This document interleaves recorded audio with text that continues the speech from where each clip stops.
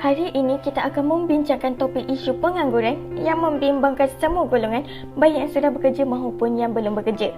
Sejak dunia dilanda dengan pandemik COVID-19, pelbagai berita yang kita dapat lihat di media sosial tentang pemecatan pekerja yang lama termasuklah yang baharu disebabkan tidak mencapai sasaran yang diingini. Terutamanya apabila Perintah Kawalan Pergerakan atau PKP dilaksanakan di sesebuah daerah. Apabila pekerja-pekerja sedia ada pun dipecat, bagaimana pula nasib mahasiswa dan mahasiswi, terutamanya graduan dan siswazah yang menunggu panggilan untuk mendapatkan kerja? Tambahan pula, terdapat beberapa punca isu pengangguran di Malaysia meningkat, antaranya sektor pelancongan ditutup. Ketika negara dilanda dengan wabak COVID-19 ini, kebanyakan sektor pelancongan seperti pantai, pusat rekreasi dan tempat percutian ditutup atas usaha kerajaan mengekang penularan COVID-19. Maka, kebanyakan pekerja terpaksa dipecat dalam situasi ini kerana syarikat tidak mampu menanggung kerugian yang besar. Namun, sesetengah syarikat terutamanya syarikat sederhana serta syarikat kecil telah menanggung kerugian yang besar sehingga syarikat tersebut jatuh bankrupt menyebabkan semua pekerja harus diberhentikan sekaligus menjadikan mereka penganggur. Lain daripada itu, sesetengah syarikat besar mengumumkan langkah mengurangkan kos seperti potongan gaji atau memecatkan pekerja bagi meminimalkan kos kerugian. Contohnya, syarikat penerbangan Malindo Airways melaksanakan langkah untuk memecatkan sebanyak 2,200 pekerja untuk mengurangkan kerugian syarikat tersebut.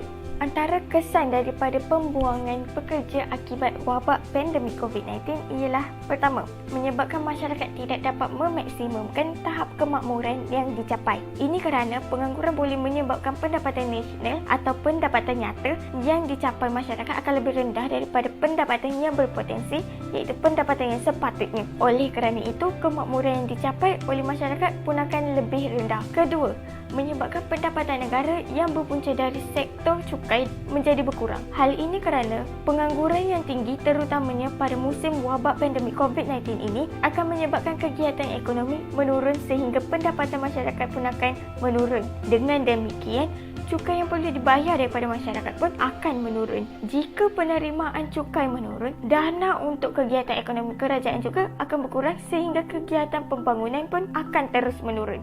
Kesan ketiga ialah daya beli masyarakat ketika ini akan berkurang sehingga permintaan terhadap barang-barang hasil pengeluaran akan berkurangan. Keadaan demikian tidak merangsang kalangan investor iaitu pengusaha untuk melakukan perluasan atau pendirian industri baru. Dengan demikian, tahap pelaburan menurun sehingga pertumbuhan ekonomi pun tidak akan terpacu. Hal ini menyebabkan ekonomi negara akan berkurangan hasil daripada kekurangan pelabur asing. Dan akhir sekali, peratus penghidap tekanan mental semakin meningkat. Hal ini boleh dikaitkan dengan punca pendapatan yang diperolehi amat sedikit berbanding ketika masih bekerja. Sewa nak bayar, dapat 20, 30. Tak ada orang, tak ada orangnya. Ada, tak ada orang. Kadang-kadang dapat RM10, RM10 lah. Dari pagi sampai pukul 1 macam tu lah, balik lah. Buat apa lagi, tak ada orang. Keluar sini tengok ada nasib lah kan. Kalau dapat lah, tak dapat balik lah, ni macam saja. Sedih tu memang sedih lah, tak boleh buat apa lah. Memang lah, ini tak boleh buat apa. Sebab ini sakit bukan kita yang cari, itu sentiasa mari. Ini paling teruk lah, paling teruk. Dalam sejarah teksi, ini paling teruk. Kira-kira 400 pemandu teksi di bandaraya ini yang terjejas berikutan wabak COVID-19 mengharapkan ada berita gembira buat golongan berkenaan pada pembentangan belanjawan 2021. Katanya, jika dahulu pemandu teksi di bandaraya ini tidak cukup tangan melayani permintaan pelanggan, bukan setakat pendapatan merosot sehingga 80%, malah ada pemandu teksi terpaksa pulang dengan tangan kosong kerana tiada pelanggan dan ada juga yang terpaksa berhenti kerana tiada pilihan. Begitulah situasi yang dihadapi oleh pemandu teksi sejak Perintah Kawalan Pergerakan pada Mac lalu sehingga hari ini. Selain itu, susulan pandemik COVID-19 yang menyebabkan sebahagian besar pengguna bimbang untuk keluar rumah secara tidak langsung telah memberikan kesan pada pertumbuhan ekonomi di segenap dunia. Beberapa firma runcit memilih skim bantuan kerajaan, sementara kebanyakan syarikat meminta pekerja mengambil cuti tanpa gaji atau menerima pemotongan gaji. Salah satu yang terjejas teruk adalah sektor peruncitan melibatkan perniagaan pakaian. Terbaharu, Jenama fashion popular H&M pula mengumumkan penutupan sebanyak 170 buah butik di seluruh dunia. Keputusan itu diambil selepas syarikat berkenaan mencatatkan kerugian sekitar 1.5 bilion ringgit, iaitu hampir 50% daripada pendapatan bersih pada suku kedua tahun ini.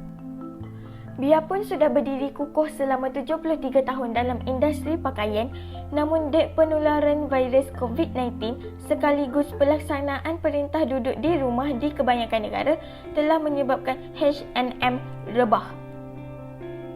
Kesimpulannya, pengangguran sememangnya adalah situasi yang membimbangkan serta menggerunkan kita semua kerana ianya bukan setakat menjejaskan ekonomi negara, malah dikhawatiri juga dapat menjejaskan keharmonian dan kemakmuran masyarakat di Malaysia.